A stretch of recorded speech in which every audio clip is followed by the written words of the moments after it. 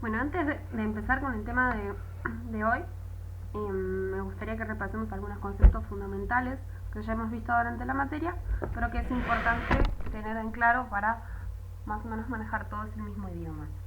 Cuando nos referimos a un antígeno, vamos a hablar de una molécula que puede ser una glicoproteína, un glicolípido o una proteína que esté accesible a los anticuerpos.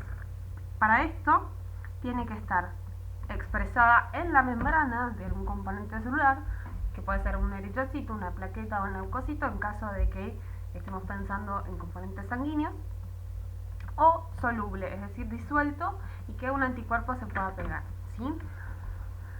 Un anticuerpo es una inmunoglobulina que es capaz de unirse específicamente con alguna de estas biomoléculas que mencionamos, ¿sí? Y que es fabricada por el sistema inmune, en particular por los linfocitos B, ¿sí? Acá hacemos la distinción de dos tipos de anticuerpos, el autoanticuerpo y el haloanticuerpo. Un autoanticuerpo es un anticuerpo que reconoce específicamente una, una molécula que tiene la misma persona, ¿sí? La presencia de autoanticuerpos no es normal. El sistema inmunológico, en un estadio fisiológico normal, elimina los linfocitos B autorreactivos, es decir, que fabrican autoanticuerpos.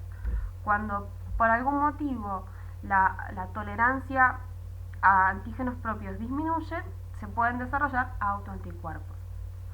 No necesariamente la presencia de un autoanticuerpo va a dar como resultado un proceso, una enfermedad autoinmune, ¿sí? Siempre tiene que correlacionarse con la clínica. Puede pasar que exista un autoanticuerpo, pero que esto no genere una respuesta inmune clínicamente significativa. ¿Bien?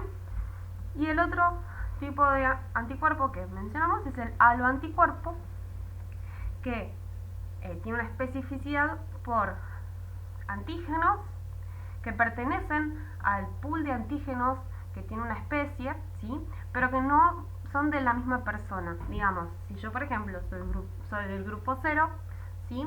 Y voy a tener un haloanticuerpo dirigido contra el grupo A. El grupo A está en la especie humana, pero yo no tengo ese mismo grupo sanguíneo, ¿sí? Luego, digamos, otra parte del sistema inmunológico que es importante tener en cuenta es el complemento. El complemento está compuesto por una serie de proteínas, ¿sí? Que mediante distintas vías bastante complejas se activan y ayudan, digamos, en paralelo con los anticuerpos y con un conjunto de células del sistema inmunológico, ayudan a destruir algo que es reconocido como extraño, ¿sí? Uno de los estadios finales de esta cascada de complemento es la formación de un poro que produce una destrucción osmótica del componente que el sistema inmunológico esté marcando para destruir, ¿sí?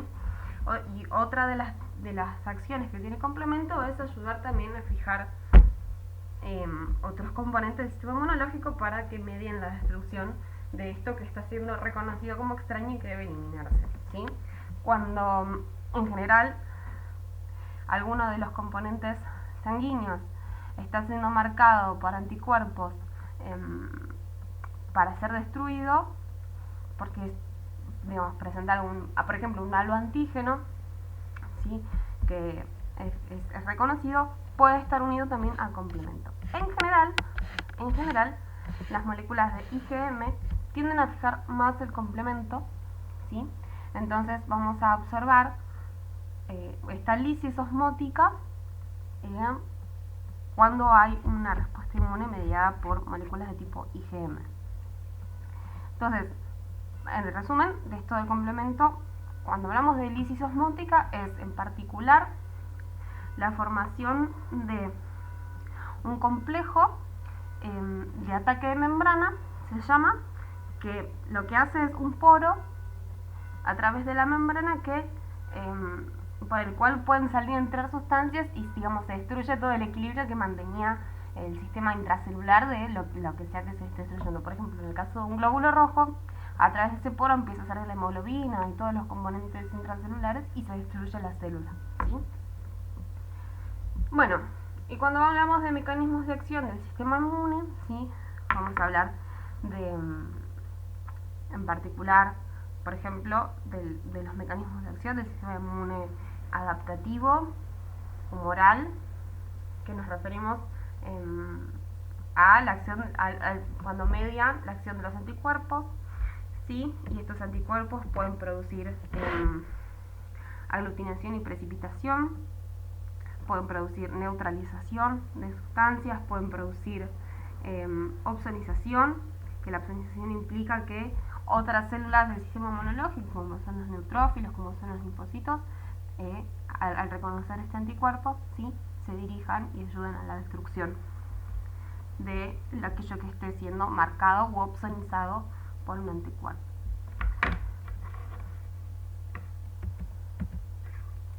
Después también quisiera repasar estas técnicas, hacer un comentario sobre esto. La prueba de Coombs directa, ¿sí? El reactivo Coombs está compuesto por anticuerpos dirigidos contra componentes del sistema inmunológico, ¿sí? Puede ser contra IgG o contra complemento. Entonces, cuando nosotros hagamos una prueba de Coombs directa, vamos a buscar sensibilización de glóbulos rojos. Es decir, vamos a poner estos anticuerpos que se dirigen contra el complemento o contra otros anticuerpos de tipo humano, ¿sí? Y entonces nos va a permitir revelar y observar la aglutinación de glóbulos rojos sensibilizados. Cuando hablamos de panel selector, vamos a hablar de un conjunto de células que están estudiadas, ¿sí? Y que expresan una serie de antígenos que para nosotros digamos, es importante saber si tenemos en nuestro suero problema un anticuerpo dirigido contra estos antígenos que expresa el panel. Entonces el panel selector nos permite hacer un screening de anticuerpos irregulares, ¿sí? Con el panel identificador, digamos, el panel identificador es similar al panel selector, va a tener más cantidad de células implicadas y lo que nos va a permitir es identificar o ponerle un nombre a ese anticuerpo, ¿sí? Luego tenemos la técnica de adsorción. Vamos a corregirlo. La técnica de adsorción, que implica adherir, ¿sí? a una célula un anticuerpo. Si nosotros tenemos en un suero un anticuerpo que, por ejemplo, queremos remover del suero, ¿sí? Incubamos con un glóbulo rojo que exprese el antígeno con especificidad de ese anticuerpo, ¿sí? Y eliminamos de nuestro suero ese anticuerpo que queríamos remover, ¿sí? La elusión sería como el proceso inverso, mediante el cual tenemos un glóbulo rojo que está sensibilizado y queremos despegar el anticuerpo que tiene pegado ese glóbulo rojo para poder estudiarlo. Entonces eso implica la ilusión, ¿sí? Bueno, hecho el repaso, vamos a comenzar con el tema, que es complicaciones inmunológicas de las transfusiones sanguíneas. Existen múltiples complicaciones inmunológicas que pueden darse a raíz de las transfusiones sanguíneas. Por ahí antes, digamos, bueno, las técnicas han mejorado muchísimo para evitar transmitir enfermedades de transmisión parenteral, pero bueno, esa podría ser una complicación no inmunológica.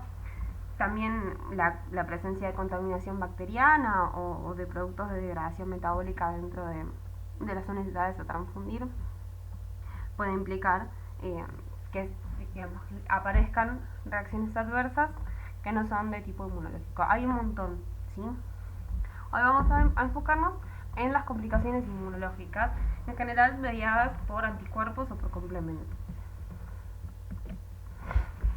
Bueno, este tipo de reacciones adversas son la principal causa de muerte asociada a la transfusión. Esto hay que tenerlo en cuenta porque cada vez que nosotros efectuamos una transfusión hay un riesgo de vida importante, ¿sí?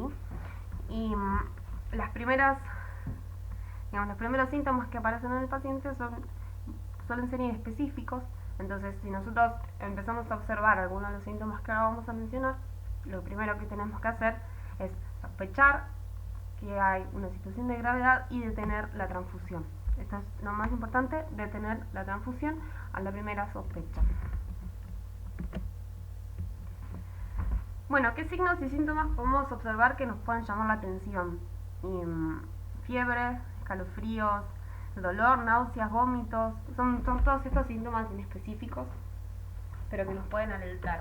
Que cambie la presión, ya sea que aumente o que disminuya, ¿sí? Que aumente la frecuencia cardíaca. Algo que nos va a alertar muchísimo son la presencia de síntomas respiratorios, y esto después lo vamos a ver con mayor detalle, pero todo esto tiene que llamarnos la atención. Ansiedad, pérdida de la conciencia, bueno, y estos para ahí son más presencia de hemoglobina en la orina, que es hemoglobinuria, presencia de glóbulos rojos en la orina. Luego podemos observar urticaria, erupción, picazón, que va a estar asociado a respuestas alérgicas. Estos son otros signos: anemia o ictericia. Ictericia implica ver a la persona amarilla, digamos, ¿no? Y bueno, por último, sangrado, púrpura o trombocitopenia. Nosotros desde el laboratorio de inmunohematología, ¿sí? Si empezamos a observar algunos de estos signos o síntomas, lo primero que tenemos que hacer es verificar la trazabilidad y corroborar que se haya hecho todo el procedimiento correctamente, que cuando hayamos transfundido la muestra corresponda con el paciente, reagrupar para verificar que el grupo sanguíneo del paciente, del donante, sean los que correspondan, volver a compatibilizar y solicitar muestras para hacer una CUMS directa en el paciente, ¿sí? Y verificar si hay algún anticuerpo que se esté adhiriendo a los glóbulos rojos que pueda estar causando una reacción adversa de tipo inmunológica, ¿sí? Podemos observar dos tipos de reacciones hemolíticas. Una es aguda y se observa a la brevedad de realizarse la transfusión, puede ser a la hora, a las 2 horas, ¿sí? Y otra que es tardía y se da con el tiempo. La reacción hemolítica intravascular es la aguda, ¿sí? Y es en la que median en general anticuerpos de tipo IgM que fijan bien el complemento, y entonces se produce el complemento se activa, se fabrica este complejo de ataque de membrana que produce una lisis osmótica dentro del vaso sanguíneo, por eso es intravascular, ¿sí? Esto sucede en el momento, la fijación de anticuerpos de tipo IgM y complementos en el momento, porque, bueno, por ejemplo, en la incompatibilidad ABO, los anticuerpos son de tipo naturales, entonces ya están en el suero del paciente, entonces sucede en el momento, apenas los glóbulos rojos ingresan al torrente sanguíneo, entran en contacto con estos anticuerpos, ¿sí? Y esta lisis osmótica lo que genera es que se liberen los componentes celulares de los glóbulos rojos que tienen una importante toxicidad, ¿sí? Esto puede causar una muerte rápida, entonces, como dijimos antes, es muy importante detener la transfusión. El otro tipo de hemólisis es tardía, en general está mediada por anticuerpos de tipo IgG, ¿sí? Que no realizan complementos, sino que opsonizan los glóbulos rojos, entonces son luego atrapados por el sistema retículo endotelial, que está comprendido principalmente por el vaso y el hígado, donde ahí hay macrófagos que reconocen estos anticuerpos y destruyen los glóbulos rojos. Lo que sucede es que se acorta la vida media de los glóbulos rojos que nosotros transfundimos, con lo cual disminuye la utilidad clínica, la aplicación clínica que nosotros queríamos darle a esta transfusión, ¿sí?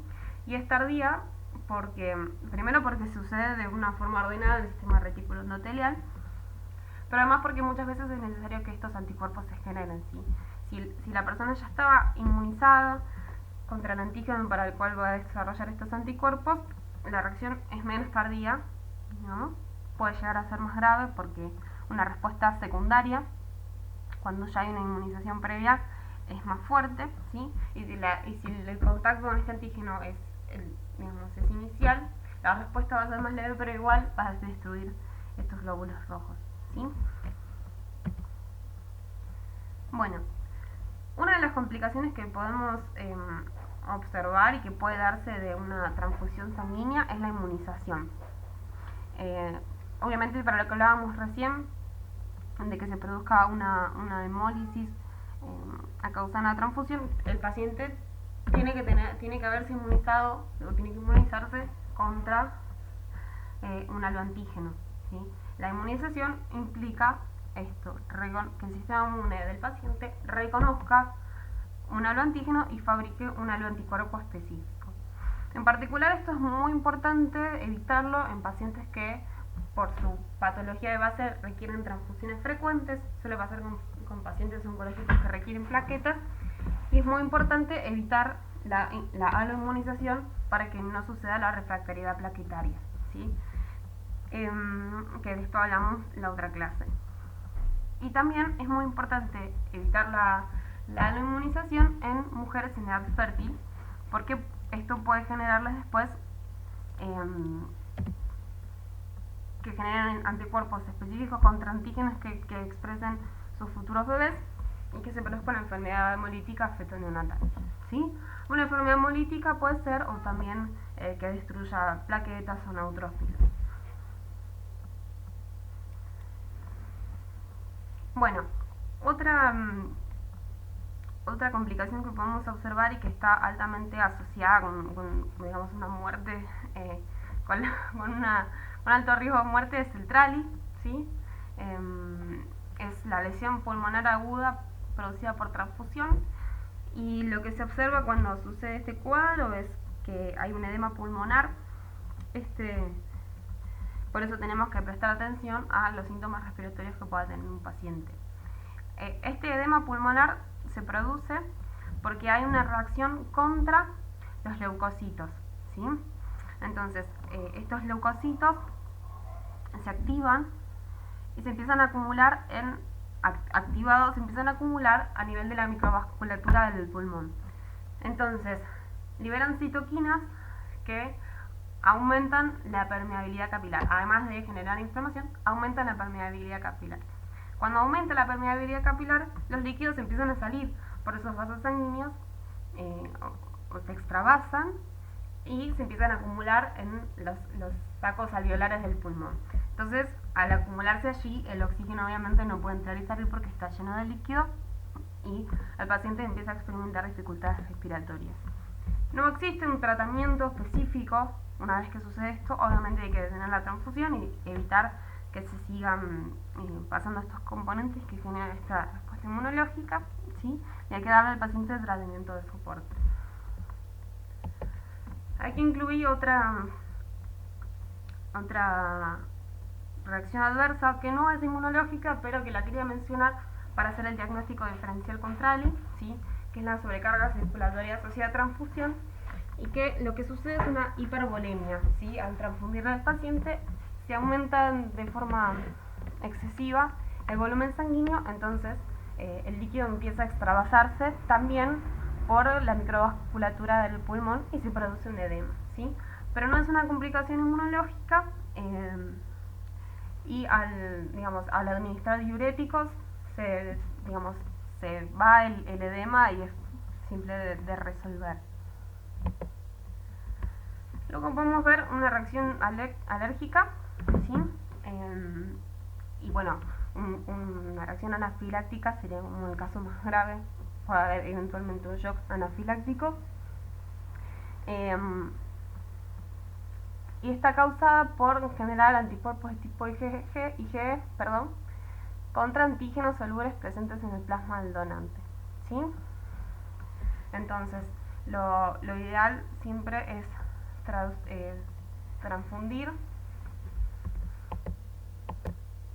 transfundir productos lavados en pacientes que ya se sepa que generan, que tienen respuestas alérgicas frente a productos sanguíneos, ¿sí? Por último, la otra complicación que quería mencionar es la reacción febril no hemolítica, ¿sí? Que en general se produce porque los glóbulos blancos empiezan a liberar citoquinas en las unidades, digamos, mientras están almacenadas. Entonces, estas citoquinas, cuando son transfundidas junto con el producto que nosotros estamos infundiendo, estimulan una respuesta inflamatoria sistémica en el paciente, ¿sí? Y bueno, una de las respuestas es la fiebre inespecífica. Lo que se recomienda es siempre transfundir productos leucorreducidos, ya sea para evitar la reacción febril no hemolítica como para evitar la inmunización a HLA. Existen otras complicaciones inmunológicas que están en la bibliografía, así que les sugiero que lo repasen. Y bueno, aquí les adjunto a la bibliografía para que puedan seguir investigando.